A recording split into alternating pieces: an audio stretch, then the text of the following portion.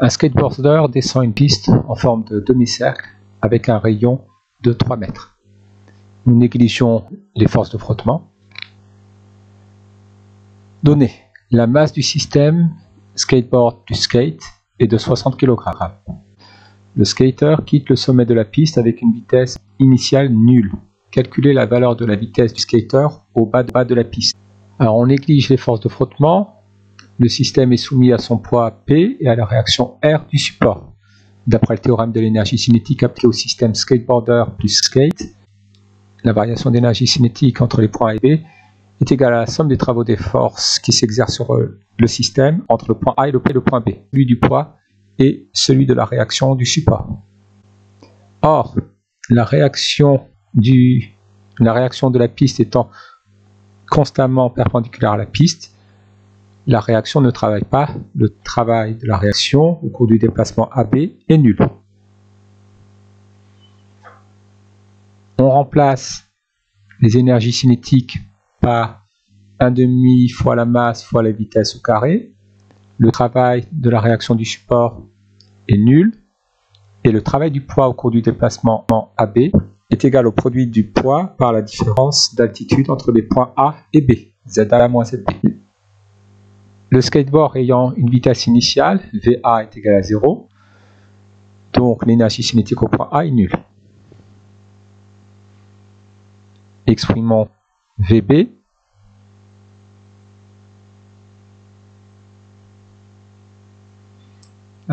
ZA moins ZB correspond au rayon de la piste. VB au carré est égal à 2 divisé par la masse multipliée par mgr, donc la masse va se simplifier. Et donc la vitesse au point B au carré est égale au produit 2gr.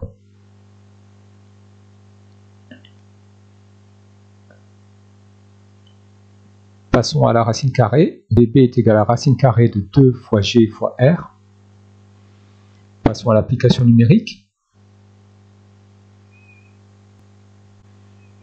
VB est égal à racine carrée de 2 fois 9,81 fois 3. Nous obtenons une vitesse de 7,7 mètres par seconde. Et si on multiplie par 3,6, on obtient une vitesse de 27 km par heure au point B. Calculer la valeur minimale de la vitesse du skater au bas de la piste s'il souhaite s'élever de 2 mètres au-dessus du sommet de l'autre côté de la piste.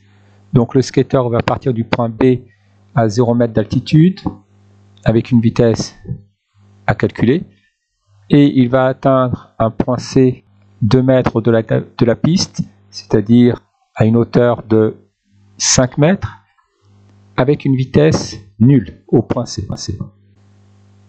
La résolution est similaire à la question numéro 1. On néglige les forces de frottement, le système est soumis à son poids P à la réaction du support. On applique le théorème de l'énergie cinétique au skater plus le skate. La variation d'énergie cinétique entre le point B et le point C est égale à la somme du travail du poids et du travail de la réaction du support. Or, la réaction étant constamment perpendiculaire au support, elle ne travaille pas. Donc le travail de la réaction est nul. On remplace les énergies par leur expression en fonction de la vitesse. La vitesse au point C est nulle.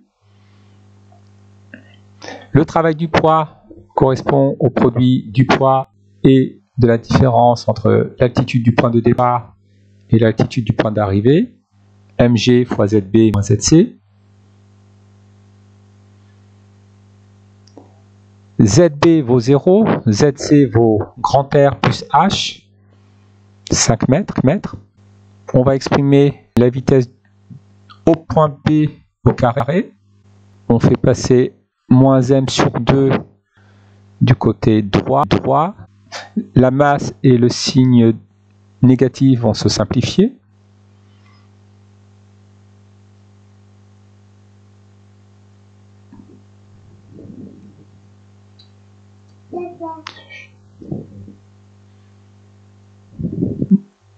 Nous obtenons VB carré est égal à 2 fois G fois R plus H.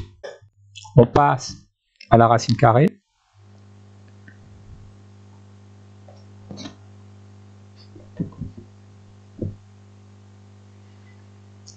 Gb est égal racine carrée de 2 fois G fois R plus H. On remplace par les valeurs numériques et nous obtenons une vitesse du skater au point B de 9,9 mètres par seconde. Le skater doit partir du point B avec une vitesse de 9,9 mètres par seconde pour atteindre le point C à 2 mètres au-dessus du sommet de la piste avec une vitesse nulle.